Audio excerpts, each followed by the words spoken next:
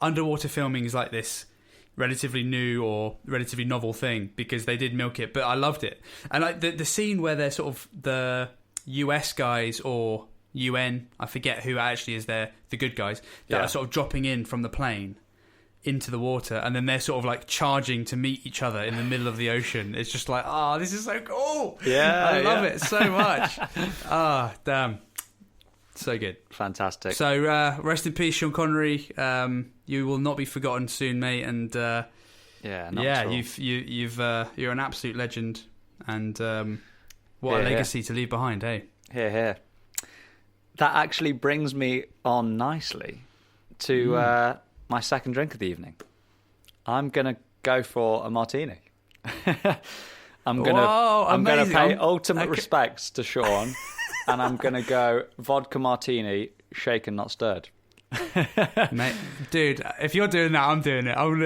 Yeah, absolutely. Shall we have a little cut in proceedings while we mix a martini and report back in a few moments? Let's do it. Cool. So, ladies and gentlemen, Greg's still out of the room making his martini, but I just thought, seeing as I'm right next to my kitchen, I'd just mix one sort of on camera, so to speak. So, I've got vodka. I've got Stolichnaya vodka. I'm not really sure what Sean's or James Bond's favourite vodka is, but he's definitely got bottles of Smirnoff in Dr. No. And he actually thinks one is poisoned, so he's got a full bottle, but he opens a brand new one because he doesn't want to get poisoned. So that's a little tidbit for you. But yeah, I've got Stolichnaya. I've got a double Stolichnaya in there, a generous double, as I'm sure Sean would have poured himself as well. And he actually specifies medium dry, which I'm struggling to find out exactly what that is, but I think that's it's just a touch more dry vermouth than an extra dry. It's basically almost a dry, yeah. So it's not even I don't think it's even a shot. It's just like a little sort of, just a little glug, yeah. So I've just put a tiny little bit in. Basically, the drier your martini, the less dry vermouth you have. So extra dry or super dry is just barely any vermouth at all. Some people just chuck a bit in the glass and then swill it out again before they put ice cold vodka in there. And then I have my ice. There we go. Chuck some ice in there.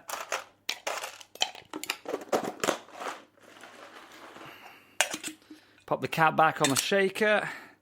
And here we go.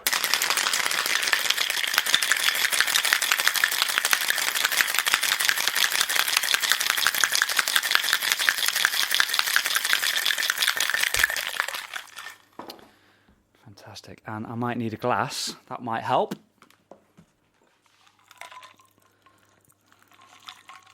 Pouring out into the glass. Ideally a chilled glass. Interestingly, Bond in Dr. No used just a little tumbler, basically, to put his martini in. Usually you'd have a classic martini glass, but it shows that you just use what you've got. Even Sean just used what he's got. So there we go. Right, let's see what Greg's produced. Hey, dude. Hey. So because we're recording this so close to my kitchen, I mixed on camera, so to speak. So that'll be you'll be able to listen back to a tasty little. I love it. Perfect. So cheers. Here's to Sean. Cheers, mate. To Sean.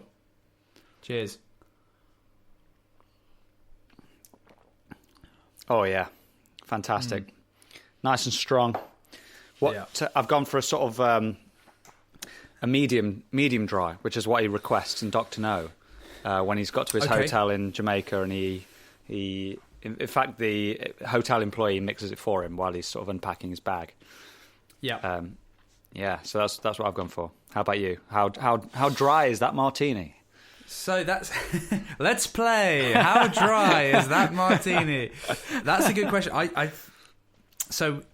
think we've talked at some point about having a signature cocktail and cocktails that we're good at making. And martini is on my list at the moment of one that I'm trying to perfect. Cool.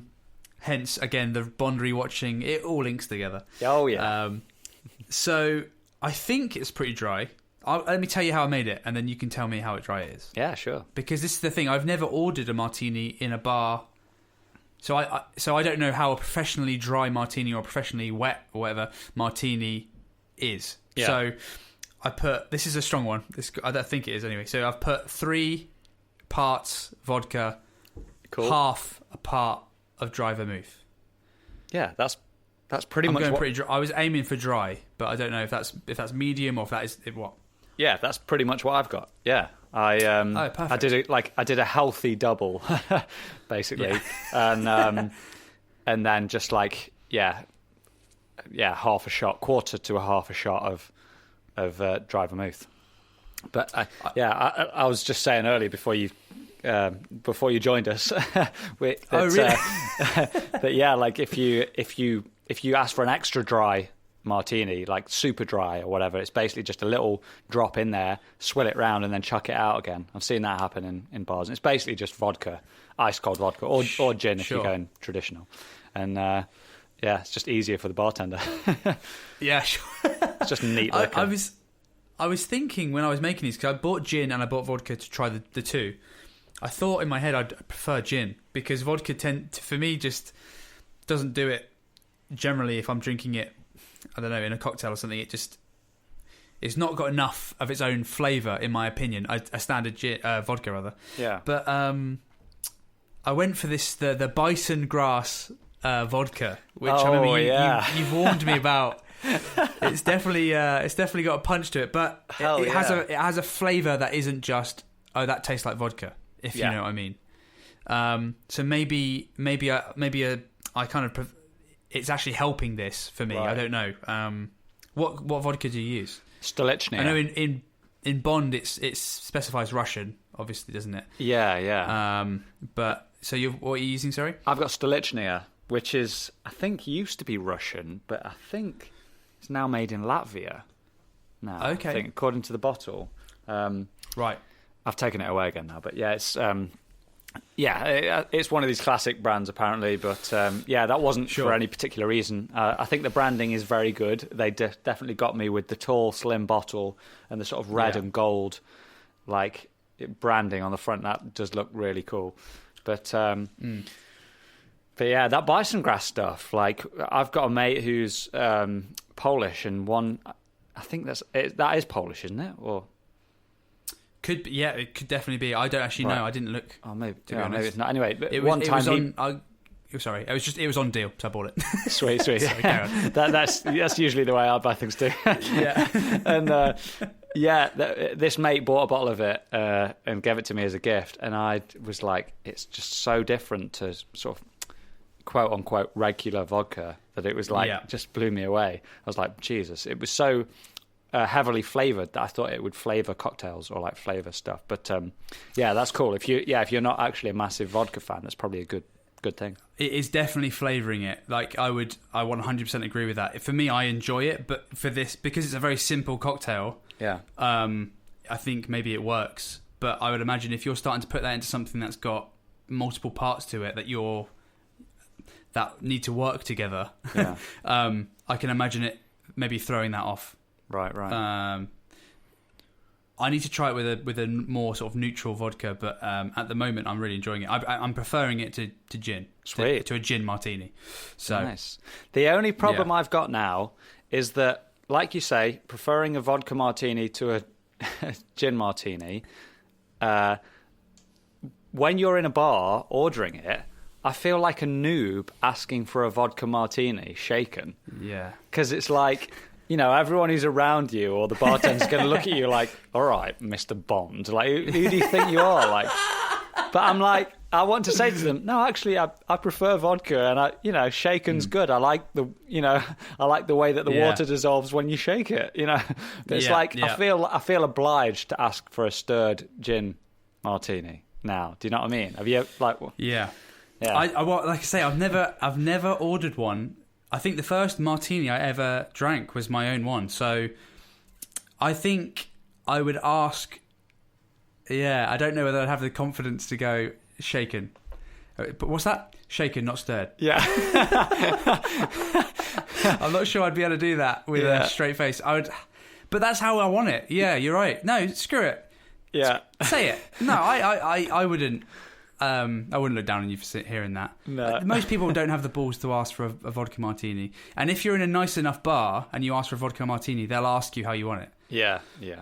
I guess if I wait for them to ask me, then I can be, Sort of, if you're in a bar that's nice enough that you expect them to sort of prompt first of all, they should ask you how dry you want it, and then secondly, they should ask you how you want it mixed. Because I think I've seen you order a martini before, and they've asked you both those questions. I'm pretty certain I have. Yeah.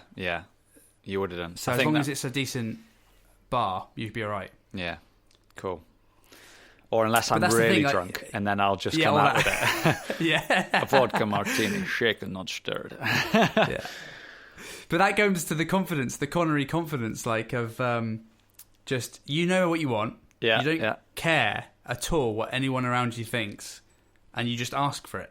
Yeah, definitely. And it's boom. There's the confidence there, right? Yeah, I can do it. You can do it, mate.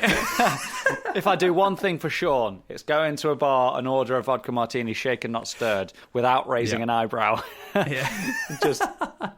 just taking whatever flack I get from the hen party standing next to me. So, as we're getting a little bit liquored up, I thought we would delve into another little soundbite from Munich. Because once we'd arrived in Munich, we went to the Hofbrauhaus, as you've heard, and then we had to go for a little nap, didn't we? Because we were so tired. We'd been up since 3. We'd had like a belly full of pork and loads of beer, and we had a 2-hour nap. Yeah, we were like, right, 45 minutes, and then we'll get out. Yeah, sweet. The alarms go off. No words are exchanged, but the snooze button is hit. And then the next time it goes off, there's no snooze. It's just alarm has been disabled. Yeah.